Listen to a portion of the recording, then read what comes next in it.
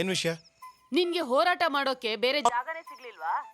ಇದನ್ನ ಹೇಳೋದಕ್ಕೆ ಫೋನ್ ಮಾಡ್ದ? ನಾನೀಗ ಮಲಗಬೇಕು, ಸುಮ್ಮನಿರಮ್ಮ. ಏಯ್, ನೀನೇನಾದ್ರೂ ಊಟ ಮಾಡ್ದ್ಯಾ? ಅಮ್ಮ, ಇದು ಉಪವಾಸ ಸತ್ಯಾಗ್ರಹಮ್ಮ. ನಿನ್ ಹೋರಾಟ ಇವತ್ತಿಗೆ ಮುಗಿಯುತ್ತಾ? ನೀನ್ ಬರ್ತೀಯಾ ಅಂತ ನಿನ್ಗೋಸ್ಕರ ಸೊಪ್ಪಿನ ಸಾರು ಮಾಡಿಟ್ಟಿದ್ದೀನಿ. ಹೌದೌದು, ಅದೇನ್ ಸೊಪ್ಪಲ್ಯಾನೋ. 24 ಗಂಟೆ ಸೊಪ್ಪಿನ ಸಾರು ಮಾಡು ಅಂತ ಹೇಳ್ತಾ ಇದ್ದೆ. ಇವತ್ತೇನಾಗಿದೆ ನಿನ್ಗೆ? ಸೊಪ್ಪಿನ ಸಾರು ಇಷ್ಟ ಇಲ್ವಾ? ಇಷ್ಟಾನೇ. ಹಲೋ ಹಲೋ ಅಮ್ಮ. ಹಲೋ ಹಲೋ ಅಮ್ಮ.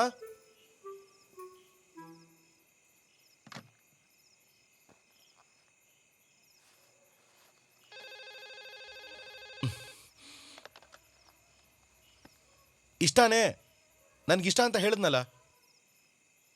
ನನಗೂ ಇಷ್ಟನೇ.